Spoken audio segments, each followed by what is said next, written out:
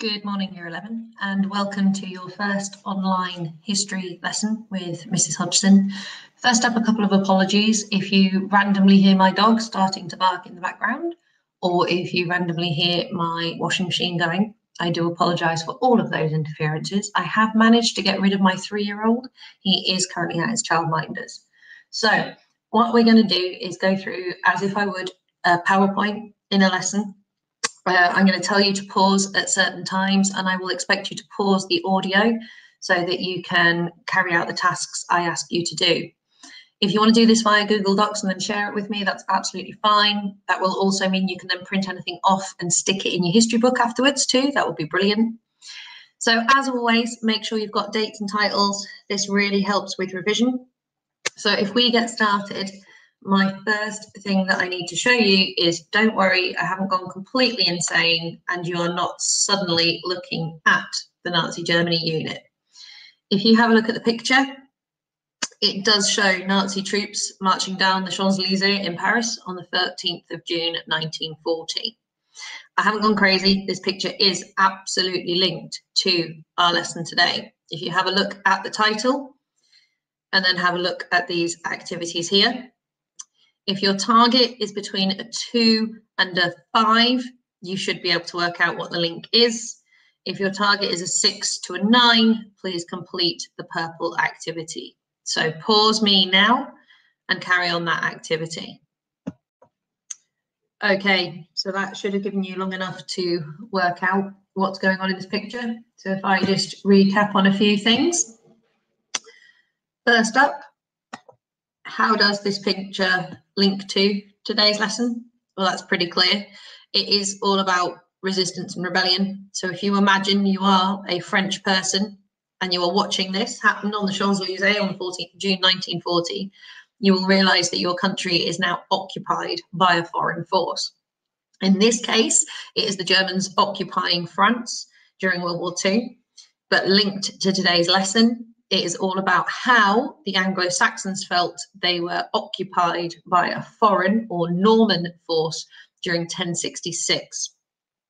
So similarities and differences are there between the Norman control of England in 1067 and Nazi control of Europe in the 1940s.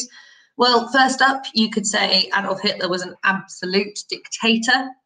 You could compare that to the absolute power of William of Normandy if you wanted to. A difference could be that William started off wanting to be, how could we say, not favourable, but working with the Anglo-Saxon earls to start with. He didn't want to come in and completely change their system of government. He was, to start with, willing to work with them. Whereas Adolf Hitler came into Europe and completely changed the way governments were run. William didn't do that to start with in 1066 in England. So as we go on through the PowerPoint, like I said, I will tell you to pause at certain points. There is a worksheet that goes alongside this that I will upload to your Google Classroom as well. And you also need the pages that I have photocopied, or I have not necessarily photocopied, but made available electronically for you as well. So any page numbers refer to the usual textbook we use, the one with the soldier on the front, not the one with the blue and white cover. Okay, so if at any point you want to stop, recap on anything, feel free to go back through. So let's move on then. As always, if we move on to our next slide, if it brings it up, let me just pause it and move on. Okay, so as usual, here is our learning intentions. This is what we are going to be focusing on today. It is still linked to our key unit on William securing power. So it's still linked on William I in power, how he secured control of England. But we need to look at the causes and the outcomes of Anglo-Saxon resistance between 1068 and 1071. This is basically a bit like Star Wars Episode 5, The Empire Strikes Back. This is the Anglo-Saxons striking back against the Norman rule. Where are the rebellions? Where are they happening? Why are they happening? And what happens as a result of them? As always, here are your targets for everything. If you're grade 9, grade 4 or a grade 2 or anywhere in between, you know the differences between describing, explaining and evaluating. So that's where we'll go from there. Okay, so your first activity then. In a couple of minutes, you're going to pause me and then you're going to recap all the work that we have done so far. So you should be able to answer these questions from all the work we've done in class, from your own knowledge. Don't forget, you also have access to the Seneca units. Seneca will help you recap all the info and the knowledge you need. This is paper 2. It is a complete knowledge and understanding paper. There are no sources for this paper when you come to your exam. So pause me now and have a look at these questions. Are the Anglo-Saxons happy with Norman rule? You can also try and define happy if your target is a 6 and above, and look at both sides if your target is a 6 and above. Who has already submitted to William? So who has already, say, surrendered to William? Again, you should remember the names, where it was done and the year, the month it was done. Who does that leave? Well, who does that leave across England that hasn't submitted? And who else could be upset by William's succession in England? So if you think back to what I kept saying about the result of the Battle of Stamford Bridge, for example, Harold Godwinson committed a complete act of generosity and kindness and forgiveness at the end of the Battle of Stamford Bridge.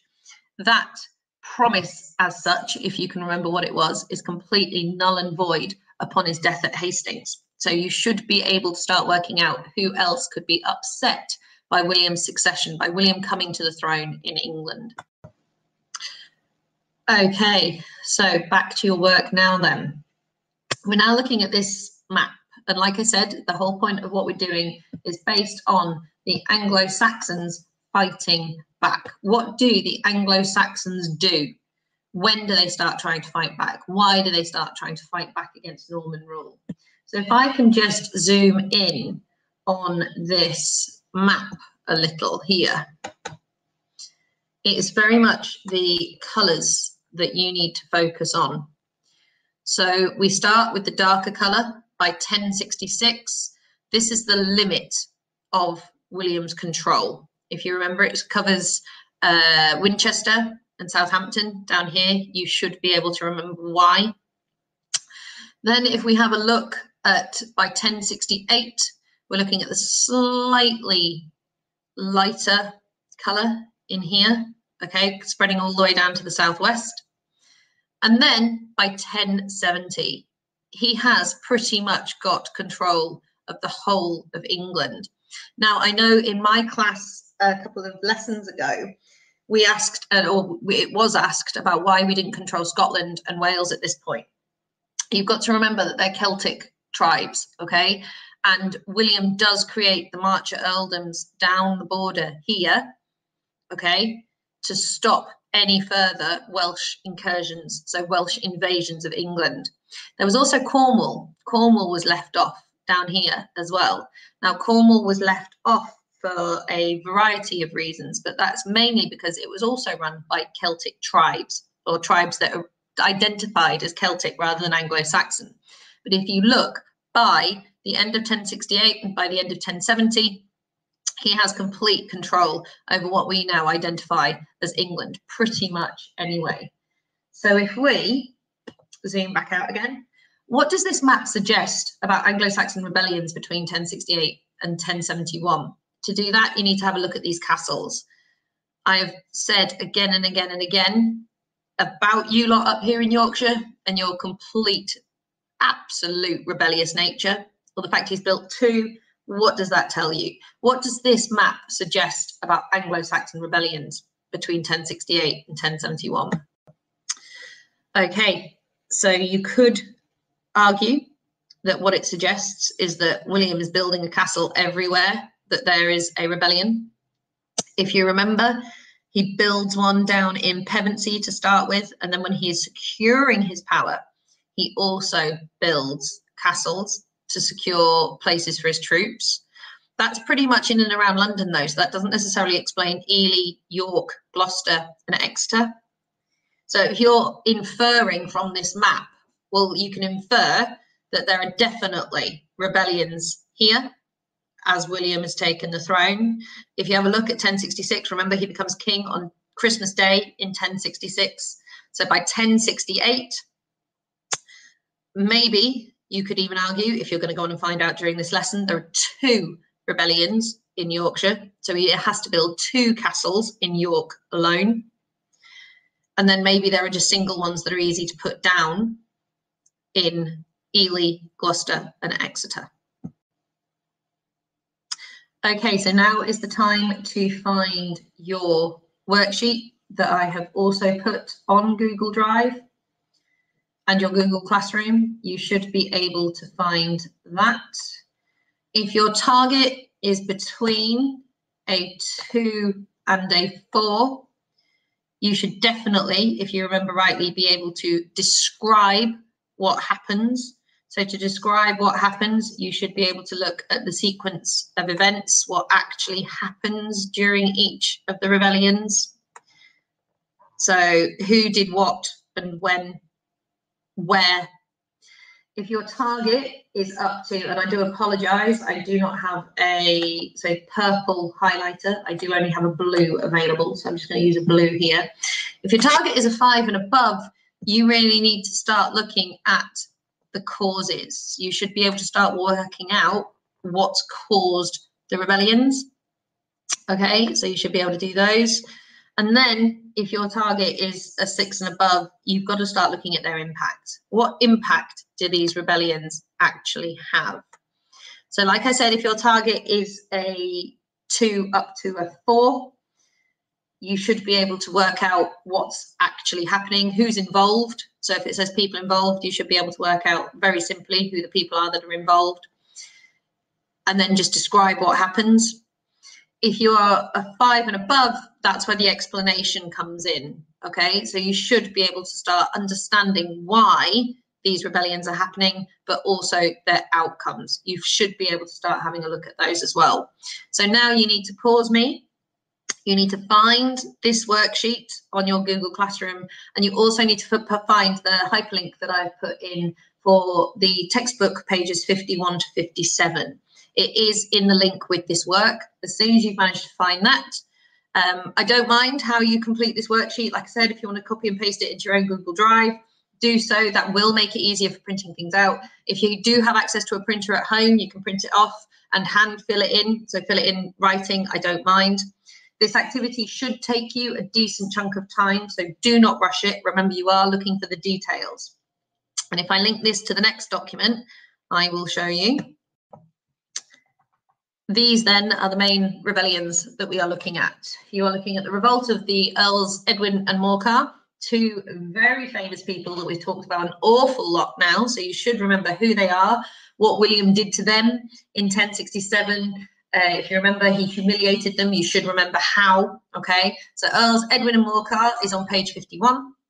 Edgar the Atheling, again, you should know who he is. And the rebellions in the north, notice that is rebellions plural in the north in 1069, now on pages 53 to 54.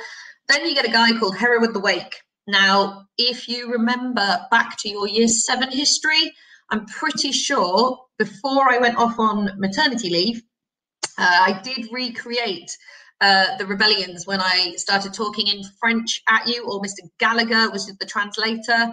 I threw some pencil cases around the room. If you remember rightly, I didn't go quite as far as chopping an ear off a teddy bear like Mrs. Winspear did when she taught this in year 7 one year. But that is linked to this. If you remember, William starts off quite calm and willing to work with the Anglo-Saxons. As the rebellions start against the Norman rule, William's attitude changes, and slowly but surely, by the time he gets to 1071, it's getting beyond the point of anger. He is now almost apoplectic with rage. And if you want to start identifying the causes of these rebellions, well, the reasons why they started are pretty much the same reasons as to why they're failing. They want a strong alternative English or Anglo-Saxon king. The leadership pulled together with a whole load of grievances, but maybe the leadership in the end is the reason why they fail. The rebellions in different parts of the country, well, if you have a look at that, they all want different things. as do the wonderful Vikings. If you answered that question a couple of slides ago about who else might have been annoyed by William becoming king, that link's there. Then you get William's actions and leadership. William's actions in early 1066, then increasing the geld tax, if you remember, then showing off Edwin and Morcar. But if you're looking at the reasons why they failed, William's decisive actions and leadership can also be a reason why these rebellions failed. So these are the reasons why they start. You should be on your sheet able to find evidence for each of those. And then once the worksheet is completed, this is where you're at now. Have a look at the reasons why they failed. You should now be able to explain if your target is a 5 to say a 6, 7. You should be able to explain why the rebellions all failed. If your target is a 6 up to a 9, you should be able to at this point evaluate which one of these causes is actually the most important, which one of these reasons why these failed. Remember, you could get a 16 marker on this, so you could get a question, explain the reasons why, or say a 16 marker would be, William's actions and leadership was the main reason why the rebellions against him failed. How far do you agree? Well, in that case, any of these could be your paragraphs for that. So, ladies and gentlemen, I'm going to save this now and give you a chance to complete the work. This is only one lesson's worth of work. Remember that it should take you between 50 minutes and an hour to complete. Any issues, I am available online today, so please just have a look at it, give it a try, and if you don't understand anything, email me and I should be able to get back to you straight away. Okay? Good luck, Year 11.